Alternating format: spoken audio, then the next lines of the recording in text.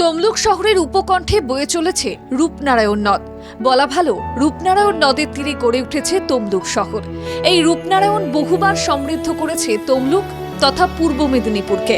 এবার সেই রূপনারায়ণ নদের তলদেশ থেকে চমকে দেওয়া আবিষ্কার গবেষকদের। পূর্ব মেদিনীপুর জেলার রূপনারায়ণ থেকে নতুন প্রজাতির একটি মাছ আবিষ্কার করলেন তমলুকের তাম্রলিপ্ত মহাবিদ্যালয়ের প্রাণীবিদ্যা বিভাগের গবেষকরা। আন্তর্জাতিক বিজ্ঞান সাময়িকা জুটাস্কাতে প্রকাশিত গবেষণাপত্রে এই নতুন প্রজাতির মাছের নাম রাখা হয়েছে বুটিস বর্গভীমি।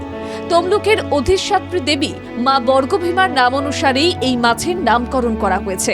বিদ্যাসাগর বিশ্ববিদ্যালয়ের অবসরপ্রাপ্ত অধ্যাপক ও প্রাক্তন প্রাণীবিদ্যা বিভাগের প্রধান ডক্টর তন্ময় ভট্টাচার্যের তত্ত্বাবধানে রূপনারায়ণ নদের জীববৈচিত্র্য নিয়ে গবেষণার মাধ্যমে মাছটি আবিষ্কৃত হয়। গবেষণাটি করেছেন তাম্রলিপ্ত মহাবিদ্যালয়ের সহযোগী অধ্যাপক ও পিজি কোঅর্ডিনেটর ডাক্তার প্রীতিরঞ্জন পাহাড়ি এবং কলেজের প্রাণীবিদ্যা বিভাগের গবেষক শুভদীপ মাইতি, সুদীপ্তা মণ্ডল ও মিতালি দাস। ডাক্তার প্রীতিরঞ্জন পাহাড়ি বলেন, মাছটা তারা সংগ্রহ করেছিলেন রূপনারায়ণ থেকে। ডিএনএ পরীক্ষা করতে তামিলনাড়ুতে পাঠানো হয়েছিল। এটি সম্পূর্ণ একটি নতুন প্রজাতির মাছ। পূর্ব মেদিনীপুর এসব গবেষণার জন্য ভালো। আরও গবেষণা করলে ভবিষ্যতে আরও নতুন কিছু করতে পারবেন। মাছটা আমরা কালেকশন করেছি রূপনারায়ণ নদী থেকে, আমিই কালেকশন করেছি। আর এটা আমরা প্রথমে এর মরফোমেট্রিক মানে বাহ্যিক যে আকার আকৃতি মাপজোক, এর যারা খুব ক্লোজেস্ট, এর নেবারিং পিসিস, এর থেকে যারা খুব কাছাকাছি তাদের সঙ্গে কোথায় কোথায় পার্থক্য আছে সেটাকে আগে মেজারমেন্ট করে, এই যে ফিনের কতগুলো ফিন রে আছে, ফিনের দূরত্ব কত, চোখ দুটো দূরত্ব কত, মরফোমেট্রিক আছে স্ট্যান্ডার্ড মেজার করা।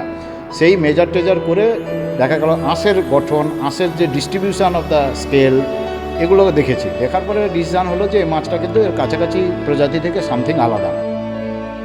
গবেষণায় দেখা গিয়েছে এই মাছটি বুটিস গণের অন্তর্ভুক্ত।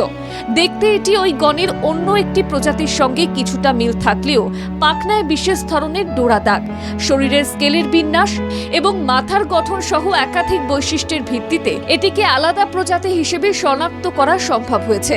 এছাড়া জিনগত পরীক্ষায়ও এই মাছের স্বতন্ত্র বৈশিষ্ট্য ধরা পড়েছে। এ বিষয়ে ভারপ্রাপ্ত অধ্যক্ষ সঞ্চিতা মুখার্জি চক্রবর্তী বলেন, এটা তাম্রলিপ্ত কলেজের কাছে খুবই গর্বের বিষয়। আগামী দিনেও এভাবে আরও নতুন কিছু গবেষণা হোক, এটা কলেজের একটা বড় সাফল্য।